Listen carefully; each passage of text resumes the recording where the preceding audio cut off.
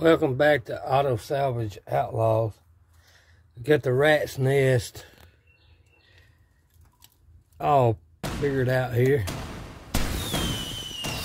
Got all the wiring taken back up. I had to splice into the original wiring harness because I took another piece off of another truck to run the solenoid switch, and the starter still wanting to stay engaged. This is the third solenoid switch that I put on here, so I know it's not into that. And then finally get that all straightened up. I just got it hot wired basically to another switch. Then I got it wired into the brain box on the red and white wire coming out. Now I got a toggle switch and a little button under there to start it from the inside. I think my original problem is, after last 3 weeks, was chasing down wiring and wiring. I think one of the wires, I actually know one of the wires from the switch that comes out here is bad. So without replacing that one wire to the switch, it's not going to start from the switch. It's going to continue to have the starter engaged. So what I'm going to do is just, my plans on the truck is actually get it where I can drive it, enjoy it like it is for right now, and then later on I was going to plan on tearing it all back down to the frame and then restoring it like it should be. That's my original plans.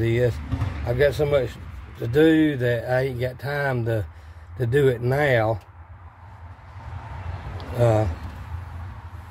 I still had the original motor that come out of it, and if I decide to go that route, then I'm gonna wind up putting the 302 back in it, because I got all the original stuff to the truck, and it's a number matching truck.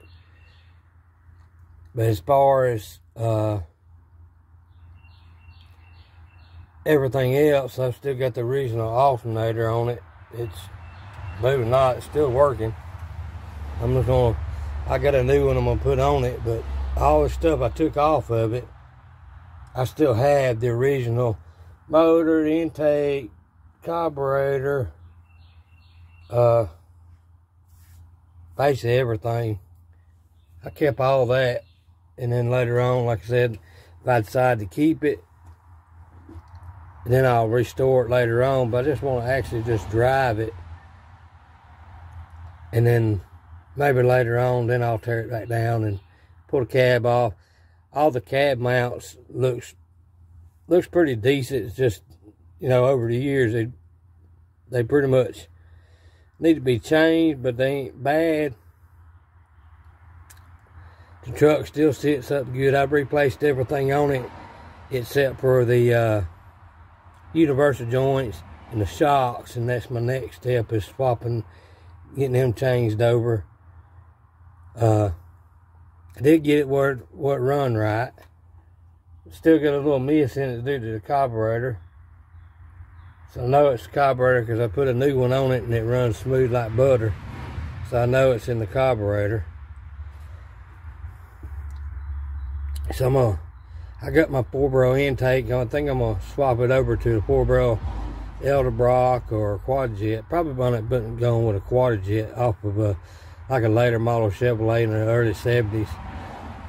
And then go up. I'm gonna think about going to a 1-wire alternator with a 1-wire distributor, and then I wouldn't have to worry about having the little wires run into the cab with the switch. That way it'll work off the ignition switch itself instead of the way it is now. But as long as it cranks, go down the road, I'm fine with it. It took me a year to find a radiator hose for it, and it's not the right one, but it'll work. I've spent a lot of money on this thing, putting it together. done all the brakes except for the portion valve. I had to order one of them this morning, and I got to fix one line. I got a new line to go on the front. Got all brakes all the way around it. New calipers, new rotors, new bearings, new seals. The backs, new shoes, new hardware kits, wheel cylinders. I still gotta get 2 new brake drums for the back, but the ones on it will work till I can get them done. I just want to get where I can just bang around here for a little while, and then maybe on the weekends and my grandson's over, we can get together and he help pop clean out the inside and get the seat recovered. I got a big old hole in the driver's side seat. I got the material to cover it. I just got to get it where I can move it around, and then take the seat out, and I'm going to recover it myself. And then while I got it out, then I'm going to put the floor pan on the driver's side. The passenger side don't look too bad. And then I got to do some welding on the bed. Go run, other than that, it's probably a couple hours of welding on the bed, and I'll have it straightened out. And then, like I said, I think I'm just going to drive it like it is. I got mad yesterday and I almost put it up for sale, and I know what I got. I know these trucks are hard to find, and I know how much money I've done spent on it. And, you know, if I decide to sell it, I'll sell it. If not, then it ain't going nowhere. But it's hard to find one with all the options on it. It's got power brakes, disc brake front end. It's even got a cooler for the power steering pump, and it's got air conditioner. I got to redo the lines, and as I noise going by, in my research, I think this, you know, most of them that had air conditioner, later model on the 77 and up had the big box right here. The ones before was dealer installed air conditioner. I'm not 100% sure. It could have came factory like that.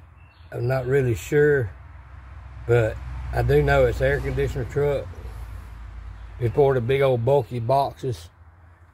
The truck had a lot of options on it, and it's a custom cab, so it's got all the options and then some.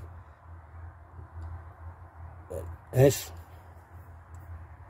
been a long journey on this one, and I got 3 more after this that I'm messing with. They don't belong to me. This one right here has been a long little road, and had to deal with a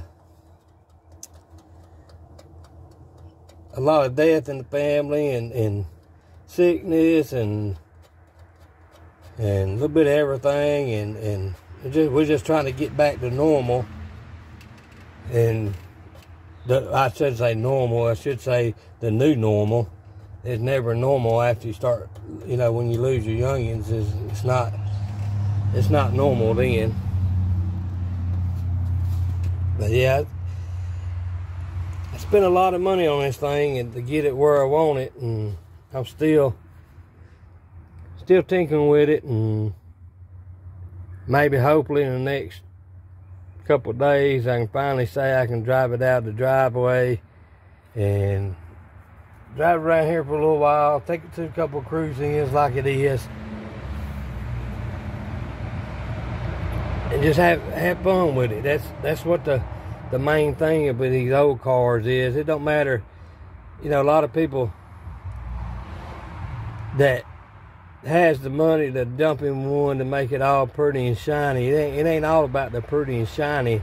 It's about how this old stuff is if you enjoy it. It doesn't matter, you know, it doesn't matter if it takes you a month to put one together all pretty and shiny. If it takes you 10 years in the long run, the one that takes you 10, 15 years to restore one, them turn out better than the ones, the people that's got the money to throw at it.